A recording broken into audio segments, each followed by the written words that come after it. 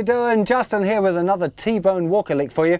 This one might seem a little simple, but there's a couple of really unique little elements in this lick that I think are definitely worth working into your blues playing. So let's get to a close-up and check it out.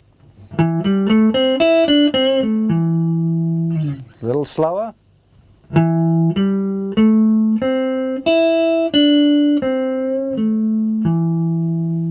Okay, so this is basically based out of the minor pentatonic scale.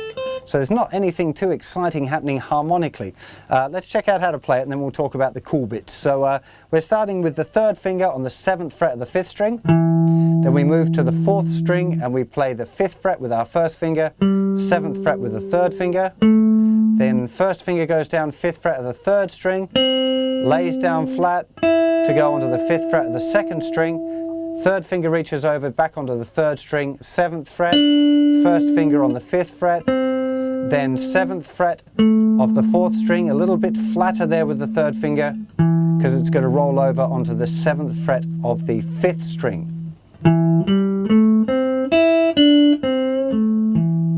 Okay, so the first interesting thing is this starting on the 2nd triplet, so having one triplet, it's actually starting on beat 4 as well, so 2, 3 triplet, 4 triplet, 1 triplet, 2 triplet, 3, 4 triplet, 1 triplet, 2 triplet, 3.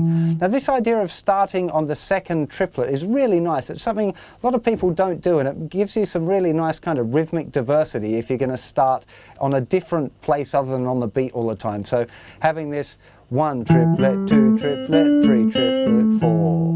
1 triplet, 2 triplet, 3 triplet, 4. 1 triplet, 2 triplet, 3. 4 triplet, 1 triplet, 2. Whatever, just mixing it up a little bit when you're playing the scale and trying to start on the 2nd triplet. 1 triplet, 2 triplet, 3 triplet, 4. 1 triplet, 2 triplet, 3 triplet, 4 triplet, 1 triplet, 2 triplet, 3 triplet, 4 triplet, 1 triplet, 2 triplet, 3 triplet, 4. That kind of thing. Practicing starting on the 2nd triplet is a really cool idea. Now the other thing with this is the other cool thing I like about this lick is the way that we've got the 2 different rolls. So making sure that we get those notes individual. A lot of people fall into the trap of always playing the scale, and it sounds great to be breaking that up by missing out that note sometimes. It actually forms part of the A minor 7 arpeggio, this.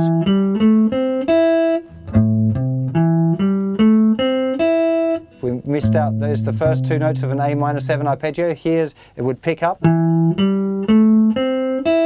So we're actually outlining that sound, which is a nice thing.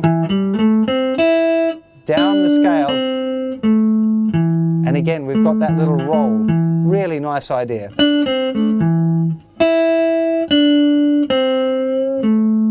And on that note, if you want to put a little curl on, definitely worth practicing. Now you can either pull it down like that toward the ground, or push it up. Doesn't really matter.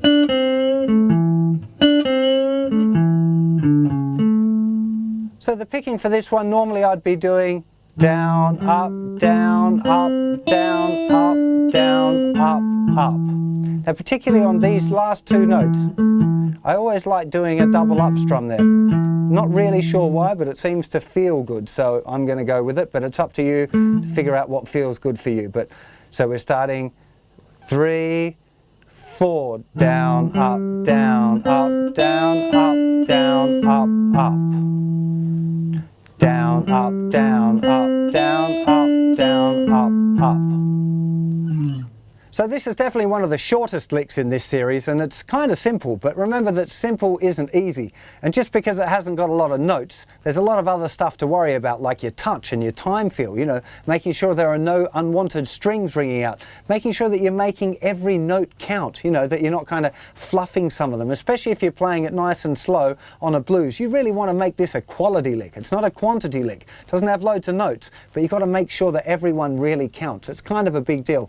And also, exploring this idea of starting on the second triplet. It's a really interesting idea, especially for you guys learning a lot of licks. You know, if you're starting all the licks right on a beat, tends to sound a little bit monotonous after a little while. So practicing working on licks where they start in a slightly different place or have a different kind of a phrasing to them is a really good idea, you know, and it takes a little bit of thinking at the beginning because you might be counting yourself 3, 4 triplet, 1, you know, which does seem really mechanical, but it is about training yourself up and learning to hear it. So eventually those things will just kind of come out themselves. Just like when you're learning a new language or you learn a new word, you've got to practice using that word and it's a little bit forced, but after a while it just starts to flow out with all of the other words that you know. So, well, hopefully flow out.